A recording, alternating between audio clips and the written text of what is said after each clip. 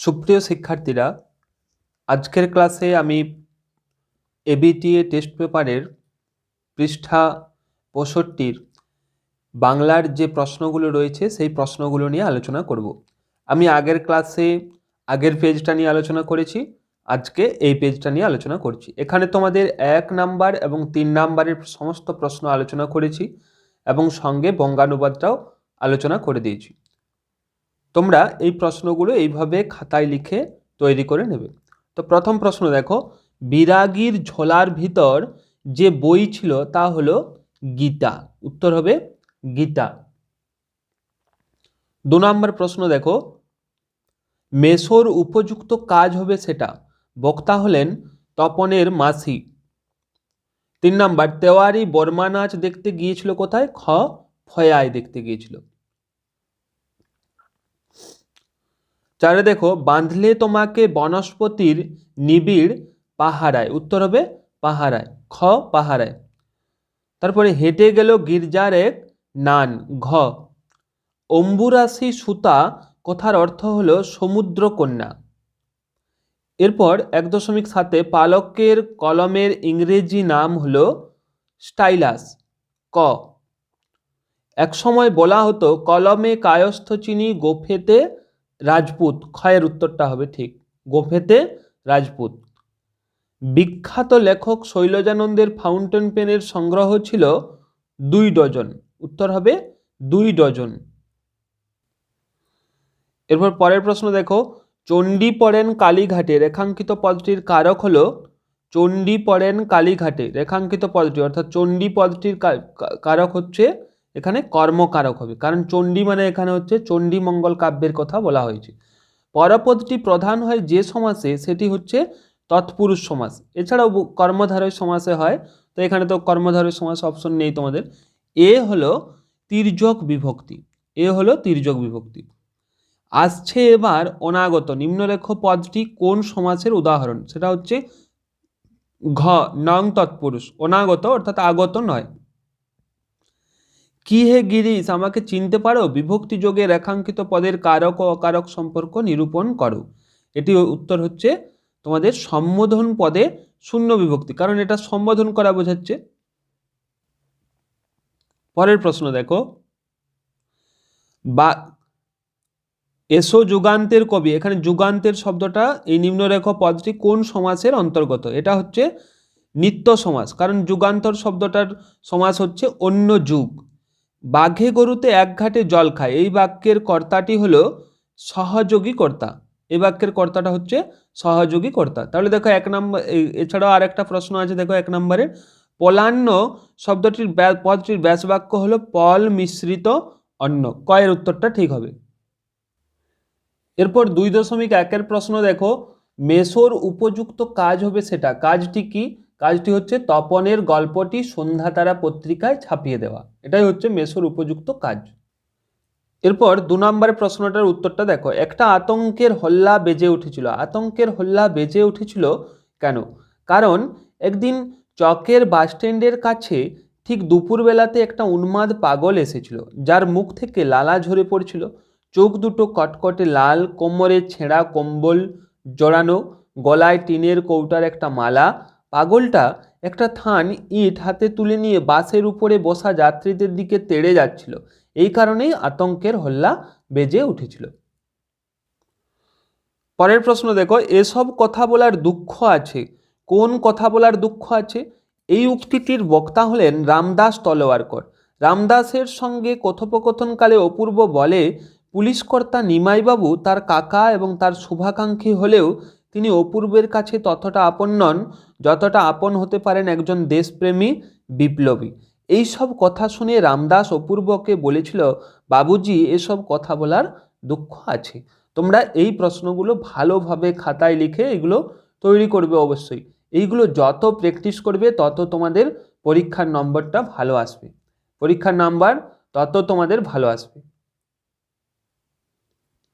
এরপর ২.৪ দেখো, সন্ন্যাসী হাসলেন আর চলে গেলেন। সন্ন্যাসী কোন ঘটনায় হেসেছিলেন? জগদীশবাবু সন্ন্যাসীকে বিদায় দেওয়ার সময় ১০০ টাকার নোট জোর করে সন্ন্যাসীর ঝোলার ভিতর ফেলে দিলেন, তখন সন্ন্যাসী হাসলেন আর চলে গেলেন। এরপর পরের প্রশ্ন দেখো, তিনি আমার আত্মীয়, তিনি বলতে এখানে কার কথা বলা হয়েছে? তিনি বলতে এখানে পুলিশের বড় কর্তা নিমাই বাবুর কথা বলা হয়েছে। এরপর পরের প্রশ্ন দেখো, তারপর যুদ্ধ এলো, যুদ্ধকে কিসের সঙ্গে তুলনা করা হয়েছে? যুদ্ধকে রক্তের এক আগ্নেয় পাহাড়ের সঙ্গে তুলনা করা হয়েছে। পরের প্রশ্ন দেখো, আমাদের ইতিহাস নেই, আমাদের ইতিহাস নেই কেন? আমাদের বলতে এখানে সর্বহারা সাধারণ মানুষদের বুঝিয়েছেন। এই বঞ্চিত সর্বহারা সাধারণ মানুষদের কোনো গৌরবময় সমৃদ্ধ অতীত নেই, চিরকালই তারা নির্যাতিত, তাই কবি বলেছেন তাদের কোনো ইতিহাস নেই। এইভাবে এই প্রশ্নগুলো লিখবে এবং এই প্রশ্নগুলো লিখলেই তোমরা উত্তরগুলো লিখলেই তোমরা এই প্রশ্নগুলো ভালোভাবে বুঝতে পারবে। এরপর পরের প্রশ্ন দেখো, ছিনিয়ে নিয়ে গেল তোমাকে, কে কাকে ছিনিয়ে নিয়ে গেল? রুদ্র সমুদ্রের বাহু প্রাচী ধরিত্রীর বুক থেকে ছিনিয়ে নিয়ে গেল আফ্রিকাকে। এরপর পরের প্রশ্ন দেখো, কাঁপিল লঙ্কা, লঙ্কার কেঁপে ওঠার কারণ কি? উত্তর হচ্ছে মেঘনাদ প্রমোদ উদ্যান থেকে রাজসভায় যাওয়ার সময় প্রচণ্ড ক্রোধে ধনুকের ছিলা আকর্ষণ করে টঙ্কার দিয়েছিলেন বলে লঙ্কা কেঁপে উঠেছিল। অর্থাৎ তার ধনুকের ছিলার শব্দে লঙ্কা কেঁপে উঠেছিল। পরের প্রশ্ন, ওই আসে সুন্দর, সুন্দর কেমন ভাবে আসে? কাল ভয়ঙ্করের বেশে। এরপর পরের প্রশ্ন দেখো, তার ছিল ফাউন্টেন পেনের নেশা, এখানে কার কথা বলা হয়েছে? এখানে তার বলতে শরৎদা অর্থাৎ শরৎচন্দ্র চট্টোপাধ্যায়ের কথা বলা হয়েছে। পরের প্রশ্ন দেখো, বড়রা শিখিয়ে দিয়েছিলেন, বড়রা কি শিখিয়ে দিয়েছিলেন? বড়রা শিখিয়ে দিয়েছিলেন কলম শুধু সূচলো হলে চলবে না, কালি যাতে একসঙ্গে গড়িয়ে না পড়ে তার জন্য মুখটা চিরে দেওয়া চাই, তবে কালি পড়বে ধীরে ধীরে চুঁইয়ে। পরের প্রশ্ন, মুঘল দরবারে একদিন তাদের কত না খাতির, কাদের কথা এখানে বলা হয়েছে? এখানে ক্যালিগ্রাফিস্ট বা লিপি কুশলীদের কথা বলা হয়েছে, অর্থাৎ যাদের হাতে লেখা ভালো ছিল তাদের কথাই এখানে বলা হয়েছে। পরের প্রশ্ন দেখো, কলম সেদিন খুনিও হতে পারে বই কি? কলমকে সেদিন খুনি বলার কারণ কি?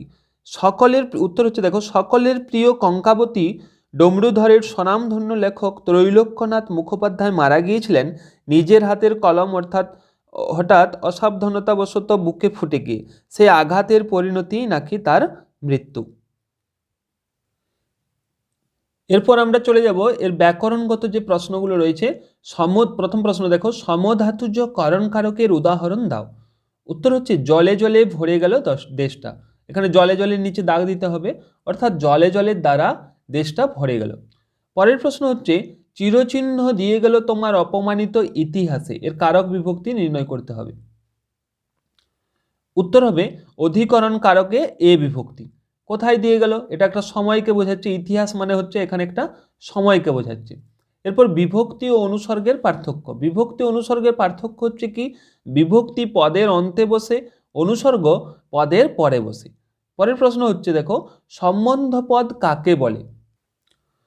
সম্বন্ধ পদ কাকে বলে দেখো, পরবর্তী বিশেষ্যের সঙ্গে কোনো সম্বন্ধ থাকলে র বা এর বিভক্তিযুক্ত পূর্ববর্তী বিশেষ্য বা সর্বনামকে সম্বন্ধ বলা হয়। এরপর একটি দ্বিকর্ম ক্রিয়ার উদাহরণ দিয়ে মুখ্য কর্মটি নির্ণয় করো। উত্তর দেখো, রাম শ্যামকে বাংলা পড়ান, রাম শ্যামকে বাংলা পড়ান। এখানে বাংলার নিচে দাগ দিয়েছি দেখো, তারপরে এখানে মুখ্য কর্ম লিখেছি, কারণ বাংলা হলো অপ্রাণীবাচক শব্দ, কারণ বাংলা হলো অপ্রাণীবাচক, এখানে শব্দ বলে উল্লেখ করে দেবে, শব্দ। বাংলা হচ্ছে অপ্রাণীবাচক শব্দ, আর প্রাণীবাচক হলে সেটা গৌণকর্ম হয়। এরপর জয়ধ্বনি ব্যাসবাক্য সহ সমাস। জয়ধ্বনি হচ্ছে জয় সূচক ধ্বনি, উত্তর হবে মধ্য পদলোপী কর্মধারয় সমাস। এরপর হচ্ছে একটি অলোপ দ্বন্দ্ব সমাসের উদাহরণ। অলোপ মানে হচ্ছে যে পদটা লোপ হয় না, এখানে উত্তর হচ্ছে বুকে পিঠে সমান বুকেও পিঠে, অর্থাৎ এর ব্যাসবাক্য হচ্ছে বুকেও পিঠে। এর উত্তর হচ্ছে বুকে পিঠে, আর ব্যাসবাক্য হচ্ছে বুকে ও পিঠে। দেখো, উপমান কর্মধারয়ে সাধারণ ধর্মের উল্লেখ থাকে, আর উপমিত কর্মধারয়ে সাধারণ ধর্মের উল্লেখ থাকে না। এটা হচ্ছে উত্তর। এরপর হচ্ছে দেখো, তেমাথা দ্বিগু সমাসের উদাহরণ অথচ দশানন বহুব্রীহি সমাসের উদাহরণ কেন? উত্তর হচ্ছে দেখো তেমাথা শব্দটির দ্বারা সমষ্টি বোঝাচ্ছে, অর্থাৎ সব তেমাথা শব্দটার দ্বারা সমাহার বা সমষ্টি বোঝাচ্ছে। কেন বোঝাচ্ছে দেখো আমি নিচে ব্যাস বাক্য করে দিয়েছি। তেমাথা অর্থাৎ তিনটি মাথা মিশেছে যেখানে, অর্থাৎ তিনটে মাথা মানে হচ্ছে তিনটে রাস্তা মিশেছে যেখানে। এরপর দশানন শব্দটার দ্বারা কি হচ্ছে দেখো সমাহার বা সমষ্টি বোঝাচ্ছে না, অন্য কোনো পদের গুরুত্বকে বোঝাচ্ছে। কিরকম ভাবে দেখো দশানন, যেমন দশানন এই শব্দটার ব্যাস বাক্য করলে কি পাওয়া যাবে, দশ আনন যার, অর্থাৎ রাবণকে বোঝাচ্ছে। দেখো আমি এখানে ব্রেকেটে রাবণ লিখে দিয়েছি, অর্থাৎ এখানে রাবণকে বোঝাচ্ছে। তাহলে এখানে সংখ্যার দ্বারা কাকে বোঝাচ্ছে, সংখ্যার দ্বারা কোনো ব্যক্তিকে বোঝাচ্ছে। কাকে বোঝাচ্ছে, কোনো ব্যক্তিকে, অর্থাৎ এখানে রাবণকে বোঝাচ্ছে। এরপরে দেখো বিনা পানিতে যার, সমাসবদ্ধ পদটির রূপটি কি হবে, সমাসবদ্ধ রূপটি হচ্ছে বিনা পানি। আমি সমাসটাও লিখে দিয়েছি, যার উত্তর হচ্ছে বহুব্রীহি সমাস। তাহলে এই পর্যন্ত হচ্ছে তোমাদের ব্যাকরণের প্রশ্ন। এরপর তোমাদের দেখো 3 নম্বরের প্রশ্ন উত্তর। 3 নম্বরে আমি কবিতাগুলো থেকে শুধু প্রশ্ন উত্তরগুলো করেছি যাতে তোমাদের করতে সুবিধা হয়। তো দেখো পরের প্রশ্ন দেখো, প্রথম প্রশ্ন হচ্ছে 3.2.1। দেখো সব চূর্ণ হয়ে গেল, জ্বলে গেল আগুনে, কোন কোন জিনিসের কথা বলা হয়েছে, এই পরিণতির কারণ কি? উত্তর হচ্ছে দেখো চিলিয়ান কবি পাবলো নেরুদার অসুখী একজন কবিতায় যুদ্ধ এসে চূর্ণ করে দেয় কবির মিষ্টি বাড়ি, সেই চিরপরিচিত বারান্দা যেখানে কবি একদা ঝুলন্ত বিছানায় ঘুমিয়েছিলেন। এছাড়াও গোলাপি গাছ, ছড়ানো করতলের মতো পাতা, চিমনি, প্রাচীন জলতরঙ্গ ইত্যাদিও চূর্ণ হয়ে যায়, জ্বলে যায় আগুনে। এরপর দেখো আরেকটা প্রশ্ন ছিল যে এই পরিণতির কারণ কি? এর পরিণতির কারণ হলো যুদ্ধ। এই উত্তরটা তোমরা এইভাবে তৈরি করবে। এরপর 3.2 পরের প্রশ্ন দেখো 3.2.2 হাসিবে মেঘবাহন, মেঘবাহনকে তিনি হাসবেন কেন? মেঘবাহন হলেন ইন্দ্র। উত্তর দেখো মধুসূদন দত্তের অভিষেক কবিতায় রাঘব সৈন্যের আক্রমণে লঙ্কার বীরগণের পতন হয়েছে, তাই ক্রুদ্ধ রাবণ রাজা নিজেই যুদ্ধে যাওয়ার প্রস্তুতি নিয়েছেন। এমন সময় রাবণপুত্র মেঘনাদ পিতার কাছে স্বয়ং যুদ্ধে যাওয়ার প্রার্থনা করেছেন। কিন্তু রামচন্দ্রের সঙ্গে মহাযোদ্ধা বীরবাহু, কুম্ভকর্ণ ও সমস্ত রাক্ষস বীরেরা একে একে প্রাণ দিয়েছেন, তাই এ কাল সমরে রাবণ প্রিয়পুত্র মেঘনাদকে পাঠাতে চাইছেন না। মেঘনাদ পিতার এই কথায় ক্ষোভ প্রকাশ করেছেন। পুত্র বর্তমান থাকা সত্ত্বেও পিতা যদি যুদ্ধে যান তাহলে জগতে তার কলঙ্ক ঘোষিত হবে এবং মেঘবাহন হাসবেন। তাহলে দেখো এই উত্তরটা এইভাবে করবে যে মেঘবাহন হাসবেন কেন, তাহলে এই উত্তরটা তোমরা এইভাবে তৈরি করে নেবে।